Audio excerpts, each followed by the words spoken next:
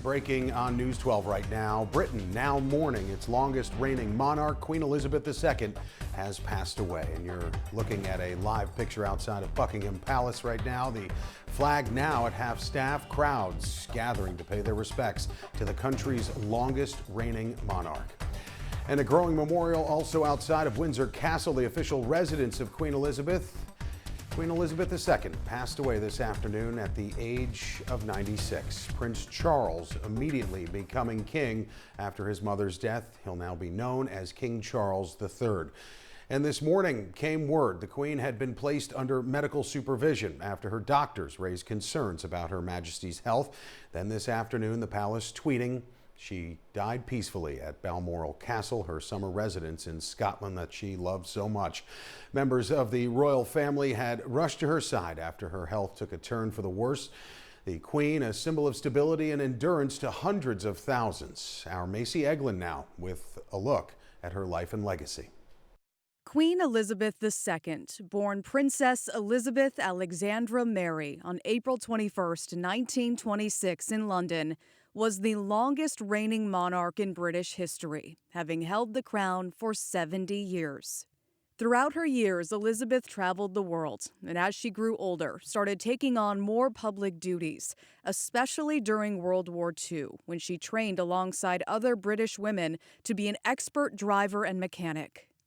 On November 20th, 1947, Elizabeth married her distant cousin, who would soon become known worldwide as Prince Philip. The couple went on to share 4 children together. At the age of 25, Elizabeth became queen on February 6, 1952, when her father, King George VI, died. She was crowned Queen Elizabeth II in 1953 in a coronation ceremony that was broadcast on TV for the first time in history, thrusting the royal family into the spotlight around the world. That set the stage for what would become a modern reign, the Queen keeping up with the changing times while still sticking with certain traditions. In her personal life, Queen Elizabeth II was a horseback rider and a corgi lover. She stayed busy with her royal duties, making more than 400 engagements a year, well past her 90th birthday, many of which supporting charitable programs. 15 prime ministers were put into power under her reign. She also met nearly a quarter of all the U.S. presidents. But in the last few years, the Queen's declining health has caused concern among the people in the U.K., and Prince Charles, the heir to the throne, has taken over most public duties.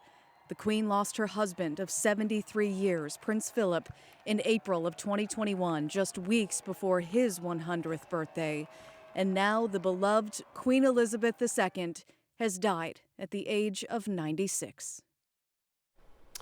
And on September 9th, 2015, Elizabeth surpassed her great-great-grandmother, Queen Victoria, as Britain's longest ruling monarch, who reigned for 63 years.